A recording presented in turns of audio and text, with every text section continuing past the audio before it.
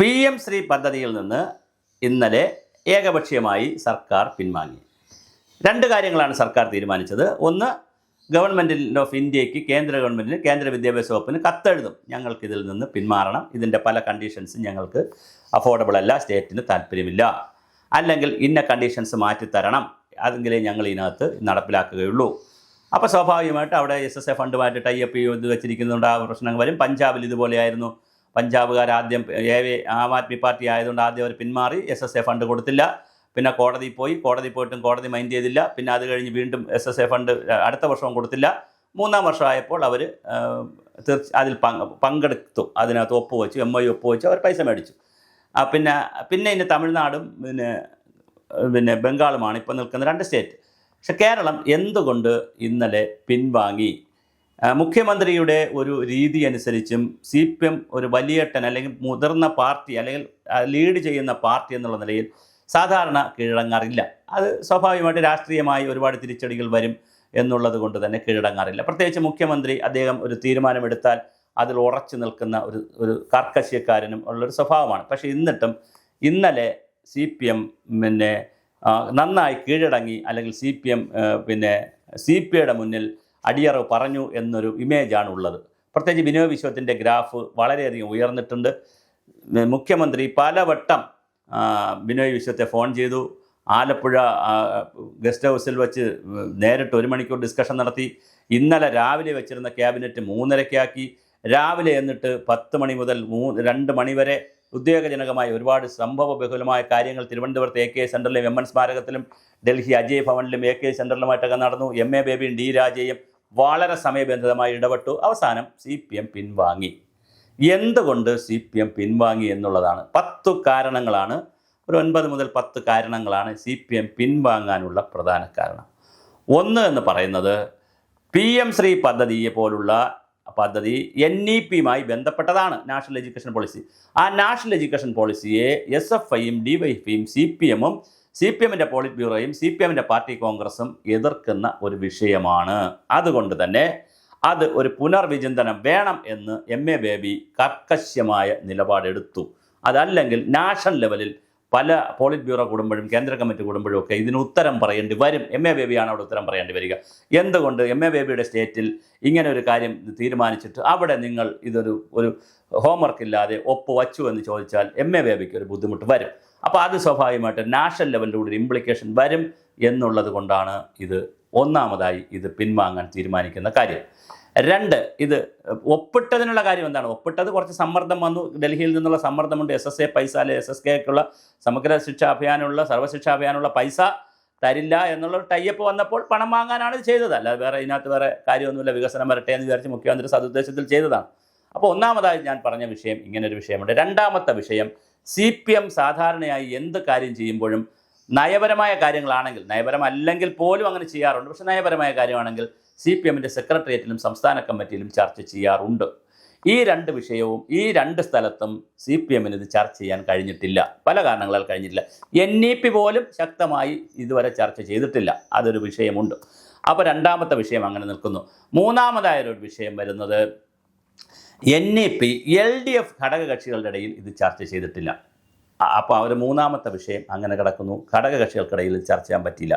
നാലാമത്തെ വിഷയം, ക്യാബിനറ്റിൽ ഇത് കൊണ്ടുവന്നപ്പോൾ ക്യാബിനറ്റിൽ തന്നെ മറ്റ് മന്ത്രിമാർക്ക് സംശയങ്ങൾ, രാജനും GR അനിലൊക്കെ ചോദിച്ചപ്പോൾ അവിടെ കൃത്യമായൊരു മറുപടി പറയാൻ, മൗനമല്ലാതെ ഒരു മറുപടി പറയാൻ മുഖ്യമന്ത്രിക്കും വിദ്യാഭ്യാസ മന്ത്രിക്കും കഴിഞ്ഞില്ല.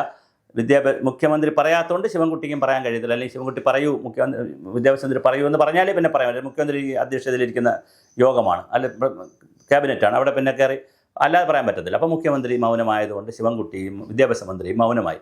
അപ്പോൾ അത് ശരിയായില്ല എന്നൊരു തോന്നൽ വന്നിട്ടുണ്ട്. അടുത്ത് വന്നിരിക്കുന്നൊരു കാര്യമാണ് പൊതുബോധം. കേരളത്തിലെ പൊതുബോധം ഒരു ഇടതുപക്ഷ ബോധമുള്ള സ്ഥലമാണ് ഇവിടെ.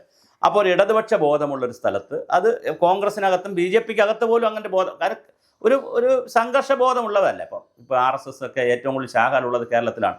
പക്ഷെ അങ്ങനെ വലിയ സംഘർഷം നടക്കുന്നില്ലല്ലോ, കാരണം ഇപ്പുറത്ത് മറ്റ് പാർട്ടികളുണ്ട്, CPM ഉണ്ട്, കോൺഗ്രസ് ഉണ്ട്, CPI ഉണ്ട്, ഒരുപാട് പാർട്ടികളുണ്ട്. അതൊക്കെ ബാലൻസ് ചെയ്ത് പോകുന്നൊരു സംസ്ഥാനമാണ്. അതുകൊണ്ട് ഇവിടുത്തെ ഒരു പൊതുബോധം കുറച്ചുകൂടി ഇതിനെതിരാണ്. ഈ നാഷണൽ, പ്രത്യേകിച്ച് RSSൻ്റെ BJP സംഘപരിവാർ ഫോൾഡറുകൾ ഒഴിച്ച് ബാക്കി, അല്ലെങ്കിൽ അവരുടെ ആളുകൾ ഒഴിച്ച് ബാക്കി എല്ലാവരും BJP വിരുദ്ധരാണ്. ലീഗ് ആവട്ടെ, കോൺഗ്രസ് ആവട്ടെ, കേരള കോൺഗ്രസ് ആവട്ടെ, CPM, CPI, RSP, എല്ലാ പാർട്ടികളും. ഇപ്പോൾ പാർട്ടികളുടെ എണ്ണം എടുത്താൽ പിന്നെ നമ്മുടെ എന്താണ് BDJS പോലുള്ള കുഞ്ഞു കുഞ്ഞു പാർട്ടികളുണ്ട്. അത് പക്ഷേ പ്രധാന പാർട്ടിയല്ലല്ലോ.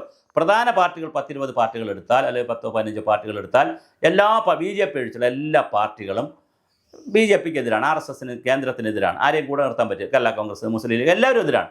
അപ്പോൾ ഇത്രയും പാർട്ടികൾ എതിർത്ത് നിൽക്കുന്നൊരു വിഷയത്തിൽ അങ്ങനെ ഏകപക്ഷീയമായി ഇട്ട ഒപ്പുമായി മുന്നോട്ട് പോയാൽ അത് കേരളത്തിൻ്റെ പൊതുബോധത്തിൽ വലിയൊരു പ്രശ്നം വരും.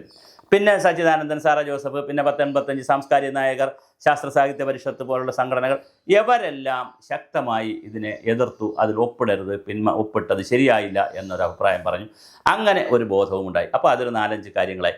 പിന്നെ വന്നിട്ടുള്ളൊരു കാര്യം ഞാൻ ഈ പറഞ്ഞതുപോലെ പിന്നെ നമ്മുടെ മന്ത്രിസഭയിൽ കൊണ്ടുവന്ന രീതി സംബന്ധിച്ചും അഭിപ്രായം. റൂൾസ് ഓഫ് ബിസിനസ്സിനെ ഇത് ബാധിച്ചു. ഇനി അങ്ങനെ ഒരു ലംഘനം, റൂൾസ് ഓഫ് ബിസിനസ്സിൻ്റെ ഒരു ലംഘനം ഉണ്ടെന്ന് ആരെങ്കിലും കോടതിയിൽ പോയാൽ അത് വാസുകിക്ക് ബുദ്ധിമുട്ട് വരും, റാണി ജോർജിന് ബുദ്ധിമുട്ട് വരും, വിദ്യാഭ്യാസ വകുപ്പിന് ബുദ്ധിമുട്ട് വരും.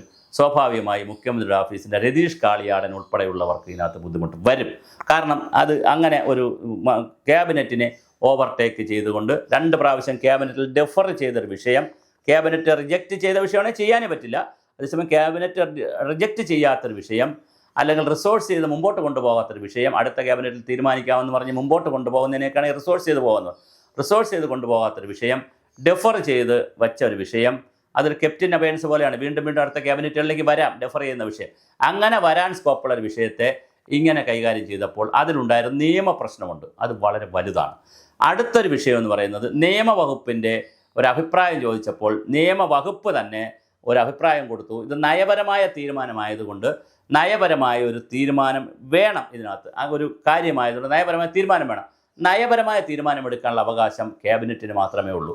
അപ്പം നയപരമായ തീരുമാനം ക്യാബിനറ്റ് എടുക്കുമ്പോൾ വളരെ കോംപ്ലിക്കേറ്റഡായ ഒരു നയമായതുകൊണ്ട് ദേശീയ തലത്തിലും പ്രാദേശിക തലത്തിലും സംസ്ഥാന തലത്തിലും ഇടതുപക്ഷ പാർട്ടികളും കോൺഗ്രസും ഒക്കെ വലിയ സമരത്തിൽ നിൽക്കുന്ന ഒരു വിഷയമായതുകൊണ്ട് BJP ഇതരമായിട്ടുള്ള എല്ലാവരും ഇതിനെ എതിർക്കുന്നത് കൊണ്ട് അത് അങ്ങനെ ചുമ്മാ ഒരു നയം കൊണ്ടുപോയി അങ്ങനെ പാസ്സാക്കിയെടുക്കാൻ ക്യാബിനറ്റിൽ കഴിയില്ല. ഇടതുപക്ഷ മുന്നണിയിലും CPM-ലും CPI-യിലും ഇത് ചർച്ച ചെയ്യപ്പെടണം. ആ പ്രോസസ്സ് നടന്നിട്ടില്ല. മാത്രമല്ല നയപരമായ തീരുമാനമാണെന്ന് പറഞ്ഞിട്ട് പോലും അതും ചെയ്തെടുക്കാൻ കഴിഞ്ഞിട്ടില്ല. പിന്നെ അപ്പോൾ ഒരു അടുത്ത പോയിൻ്റായി. അതിൻ്റെ അടുത്ത പോയിൻ്റ് എന്ന് പറയുന്നതാണ് ഇത് ഒപ്പിടുന്നതിൻ്റെ സംബന്ധിച്ച് CPI ആശങ്ക ഉയർത്തിയിട്ടും അത് അവരെ വിശ്വാസത്തിലെടുക്കാൻ കഴിഞ്ഞില്ല എന്നുള്ളതും വളരെ പ്രധാനപ്പെട്ട ഒരു കാര്യമാണ്.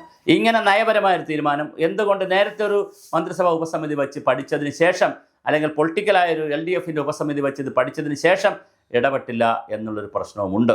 അതുപോലെ അല്ലെങ്കിൽ ഒരു ശുപാർശ ഒരു കമ്മിറ്റി വെച്ച് ഇടപെട്ടില്ല എന്നുള്ള ഒരു പ്രശ്നവുമുണ്ട്. ഇങ്ങനെ LDFൽ ചർച്ച ചെയ്തില്ല, CPM-ൽ ചർച്ച ചെയ്തില്ല, CPI-ൽ ചർച്ച ചെയ്തില്ല, ക്യാബിനറ്റിൽ തന്നെ ചർച്ചയ്ക്ക് വന്ന രീതി ശരിയായില്ല. ഇനി ഒരവസാനമായി വന്നൊരു പ്രധാന കാര്യം, CPM-നകത്ത് തന്നെ വലിയ ഒരു പൊതുബോധം ഉണ്ടായി വന്നു. ഇത് ശരിയായില്ല, 2 കാര്യം ശരിയായില്ല. ഒന്ന്, ഒപ്പിട്ടത് ശരിയായില്ല. ഈ കാര്യത്തിൽ ഒപ്പിട്ടത് ശരിയായില്ല എന്ന് പറഞ്ഞ് MA ബേബിക്ക് പുറത്ത് വലിയ സമ്മർദ്ദം CPM-ൻ്റെ മറ്റുള്ളവർ കൊടുത്തു. അതായത് മുഖ്യമന്ത്രി ഒഴിച്ചുള്ളവർ. മുഖ്യമന്ത്രിയോട് സമ്മർദ്ദപ്പെടുത്താൻ കഴിയത്തില്ല, കാരണം അദ്ദേഹം മുഖ്യമന്ത്രി വേറെ ലെവലിൽ നിൽക്കുന്ന ആളാണ്. അദ്ദേഹത്തിനോട് പോയി സമ്മർദ്ദപ്പെടുത്താൻ പറ്റത്തില്ല. അതേസമയം MA ബേബിയെ ശക്തമായി ഇടതുപക്ഷ സാംസ്കാരിക നായകരും ഇടതുപക്ഷ ബുദ്ധിജീവികളും CPM അനുഭാവികളും ശക്തമായി ഒരു പ്രഷർ MA ബേബിക്ക് കൊടുത്തു. അപ്പോൾ CPM-നകത്തും ഒരു പൊതുബോധമുണ്ടായി. അവസാനമായി വന്നത് ഈ പഞ്ചായത്ത് തിരഞ്ഞെടുപ്പ്, അസംബ്ലി തിരഞ്ഞെടുപ്പ് വരുമ്പോൾ ഇതുപോലുള്ള കാര്യങ്ങളിൽ BJP എതിർക്കുന്നത് CPI പോലുള്ള പാർട്ടികളാണെന്നും CPM RSS അന്തർധാര ഉണ്ടെന്നും പ്രത്യേകിച്ച് മുഖ്യമന്ത്രിയുടെ പേരിൽ അങ്ങനെ ഒരു ആക്ഷേപവും കിടപ്പുണ്ട്. മുഖ്യമന്ത്രി മോഡിയുമായി ഒരു അന്തർധാര ഉണ്ടെന്നൊരു മച്ചാണെന്നുള്ളൊരു ആക്ഷേപവും കിടപ്പുണ്ട്. ഈ ആക്ഷേപവും കൂടി ബലിപ്പിക്കാൻ CPI-ക്കും കഴിയും, പ്രതിപക്ഷത്തിനും കഴിയും. അതൊരു പക്ഷേ പൊളിറ്റിക്കലായി വലിയ അപകടം ചെയ്യുകയും ചെയ്യും. ഇതെല്ലാം കൂടി മനസ്സിലാക്കിയിട്ടാണ് CM തൽക്കാലം ഒന്ന് മാറിയത്. CM-ൻ്റെ ഇന്നലത്തെ ബോഡി ലാംഗ്വേജ് കാണുമ്പോൾ അത് പുലി പതുങ്ങിയതാണ്, അല്ലാതെ പുലി എലിയായതല്ല. അങ്ങനെ ആരും കരുതണ്ട. CM-നെ സംബന്ധിച്ചിടത്തോളം കേരളത്തിൻ്റെ വികസനത്തെ സംബന്ധിച്ച് കൃത്യമായ ധാരണയുണ്ട്, കൃത്യമായ അദ്ദേഹത്തിൻ്റെ വിഷനുണ്ട്. അദ്ദേഹത്തിന് അത് എങ്ങനെ കൊണ്ടുപോകണമെന്നറിയാം.